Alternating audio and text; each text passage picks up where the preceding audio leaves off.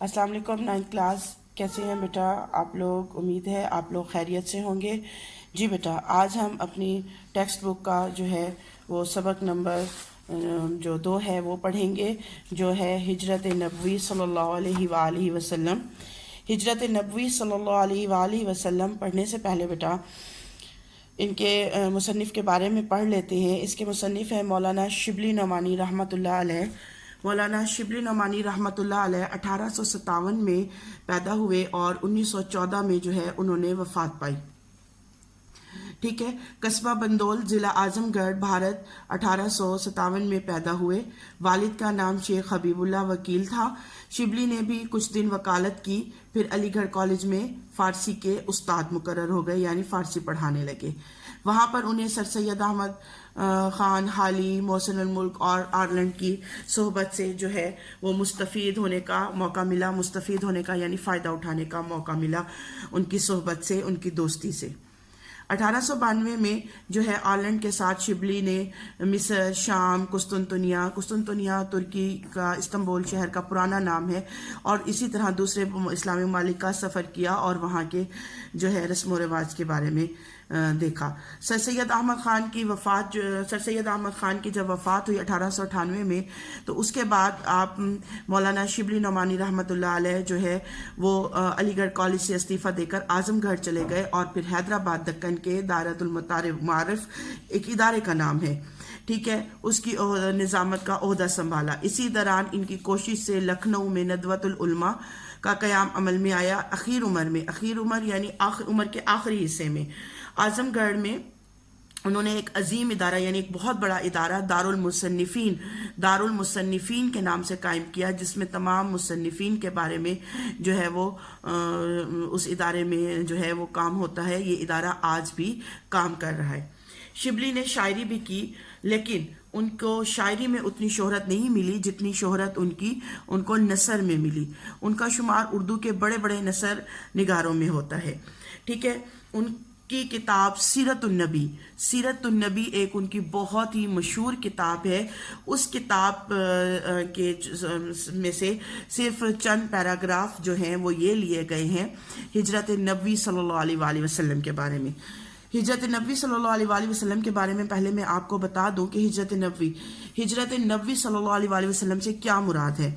जब अल्लाह ताला ने हज़रत मोहम्मद सल्लल्लाहु अलैहि वसल्लम को नबूवत अता की बेटा, जब तो मक्का के वो लोग जो आपको सादिक और अमीन कहकर पुकारते थे, आपकी दयानत की गवाही देते थे, आपके दुश्मन बन गए। हर तरफ से दुश्मनी सर उठाने लगी। तो अल्लाह ताला के हुक्म से अल्लाह ताला ने वही के ज़रिए हुक्म दिया सबसे पहले सहाबा इकराम रज़ियल्लाहु ताला अन्हा को कि वो मदीना हिजरत कर जाएं, और उसके बाद उसके चंद सालों के बाद हज़रत सल्लल्लाहु अलैहि वसल्लम को मक्का छोड़कर मदीना की तरफ हिजरत कर जाने का अल्लाह ताला ने हुक्म दिया। उस हिजरत को जो है वो हिजरत नबवी सल्लल्लाहु अलैहि वसल्लम कहते हैं। और फिर तारीख़ गवाह है कि मदीना मुनव्वरा में जो है वो इस्लाम जिस कदर फला फूला उसकी मिसाल कहीं नहीं मिलती। जी बेटा, सबक की रीडिंग के साथ साथ मैं आपको मुश्किल अल्फाज के मायने भी बताती जाऊंगी ताकि आपको आसानी से समझ आ सके। इस वक्त जब दावत हक कहते हैं सच को, दावत हक यानी इस्लाम की दावत के जवाब में हर तरफ से तलवार की झनकारें सुनाई दे रही थी, यानी हर तरफ से दुश्मनी सर उठाने लगी थी। तो हाफिज आलम, हाफिज कहते हैं हिफाजत करने वाले को, आलम दुनिया यानी दुनिया की हिफाजत करने वाले ने मुसलमानों को दारुल अमान, अमन की जगह, दारुल अमान यानी वो जगह जहाँ पर अमन हो, मदीना की तरफ रुख करने का हुक्म दिया। लेकिन खुद वजूद अक़दस सल्लल्लाहु अलैहि वसल्लम जो सितमगारों के हकीकी हदफ था, वजूद अक़दस यानी हज़रत सल्लल्लाहु अलैहि वसल्लम का खुद उनकी ज़ात, ठीक है, सितमगार जुल्म करने वालों का हकीकी हदफ था, यानी निशाना थे, अपने लिए हुक्म खुदा के मुंतज़िर थे, यानी अल्लाह ताला के हुक्म का इंतज़ार कर रहे थे। हिजरत का हुक्म सिर्फ उनको नहीं, सिर्फ सहाबा को मिला था, हज़रत मोहम्मद सल्लल्लाहु अलैहि वसल्लम को नहीं मिला था। जब नबूवत का 13वां साल शुरू हुआ तो अक्सर सहाबा यानी बहुत सारे सहाबा मदीना पहुंच चुके थे। तो वही इलाही के मुताबिक हज़रत सल्लल्लाहु अलैहि वसल्लम ने भी मदीने का अज़्म फरमाया, यानी इरादा फरमाया। अल्लाह ताला ने उनको वही के ज़रिए हुक्म दिया कि वो मदीने की तरफ हिजरत कर जाएं। قریش نے دیکھا کہ اب مسلمان مدینے جا کر طاقت پکڑتے جا رہے ہیں اور اسلام پھیلتا جا رہا ہے، چنانچہ لوگوں نے مختلف رائے پیش کی، مختلف رائے ان لوگوں نے وہ اکٹھے مل کے بیٹھے کہ کس طرح اسلام کی جو ہے وہ تبلیغ کو یا اشاعت کو روکا جا سکے۔ مختلف رائے پیش کی لوگوں نے۔ کسی نے کہا کہ نعوذ باللہ محمد صلی اللہ علیہ وآلہ وسلم کے ہاتھ پاؤں میں زنجیریں ڈال کے مکان میں بند کر دیتے ہیں، کہ دوسرے نے کہا کہ نہیں، جلا وطن، جلا وطن کا مطلب ہوتا ہے وطن سے نکال دینا کافی ہے۔ ابو جہل نے مشورہ دیا کہ ہر قبیلے میں سے ایک شخص کا انتخاب ہو، یعنی ایک شخص کو منتخب کیا جائے اور پورا مجمع یعنی پورا گروہ ایک ساتھ مل کر تلواروں سے آپ صلی اللہ علیہ وسلم کا خاتمہ کر دے، نعوذ باللہ۔ اس صورت میں تمام خون جو ہے تمام قبائل میں بڑھ جائے گا۔ اس کا یہ کہنا تھا کہ دیکھیں اگر وہ ایک قبیلے جو ہے ان کا خون کرتا تو بنو ہاشم جو ہے وہ آل ہاشم جو ہے ان سے ضرور بدلہ لیتے۔ تو اس نے کہا کہ جب تمام قبیلے مل کر ان سے جو ہے وہ خون ان کا کریں گے تو ان کا خون بٹ جائے گا، تو بنو ہاشم کس کس سے جو ہے وہ بدلہ لے گا، اسی لیے وہ کمزور پڑ جائے گا، تو جو ہے وہ کمزور پڑ جائے گا اور تمام قبائل کا مقابلہ نہیں کر سکے گا، قبیلے کی جمع قبائل۔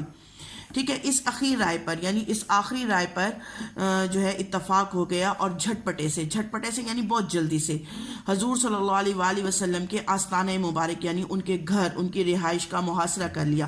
محاصرہ کا مطلب ہوتا ہے بیٹا چاروں طرف سے گھیر لینا۔ اہل عرب زنانہ مکان کے اندر گھسنا معیوب سمجھتے تھے، یعنی زنانہ مکان جہاں پر عورتیں رہتی تھیں اس مکان کے اندر گھسنا معیوب یعنی بری بات سمجھتے تھے، اسی لیے باہر ٹھہرے رہے اور ہم صلی اللہ علیہ وسلم کے باہر نکلنے کا انتظار کرنے لگے کہ وہ باہر نکلیں تو وہ جو ارادہ کر کے آئے تھے وہ پورا کر سکیں۔ رسول صلی اللہ علیہ وآلہ وسلم سے قریش کو اس قدر عداوت تھی یعنی دشمنی تھی، تاہم آپ صلی اللہ علیہ وسلم کی دیانت پر اتنا اعتماد تھا، یعنی ان کو اس قدر دشمنی تھی حضور صلی اللہ علیہ وآلہ وسلم سے کہ وہ نعوذ باللہ آپ کو قتل کا پروگرام بنا چکے تھے، ارادہ کر چکے تھے، لیکن دیانت پر اس قدر یقین تھا کہ کسی بھی شخص کو اگر اپنا مال، قیمتی اسباب آپ کے پاس رکھنا ہوتا تو وہ آپ کے پاس امانت رکھتا۔ اس وقت جب ہجرت کا حکم ہوا تو بہت سی امانتیں آپ صلی اللہ علیہ وآلہ وسلم کے پاس جمع تھی۔ آپ صلی اللہ علیہ وسلم نے قریش کے ارادے کی پہلے خبر ہو چکی تھی، اللہ تعالیٰ نے آپ کو پہلے باخبر کر دیا تھا۔ اس بنا پر یعنی اس وجہ سے آپ نے جناب امیر حضرت علی رضی اللہ تعالیٰ عنہ کو بلا کر فرمایا کہ مجھے ہجرت کا حکم ہو چکا ہے، میں آج مدینے روانہ ہو جاؤں گا، تم میرے پلنگ پر میری چادر اوڑھ کر سو رہو، صبح سب کی امانتیں واپس دے آنا۔ ٹھیک ہے، یہ سخت خطرے کا موقع تھا، بے شک حضرت علی رضی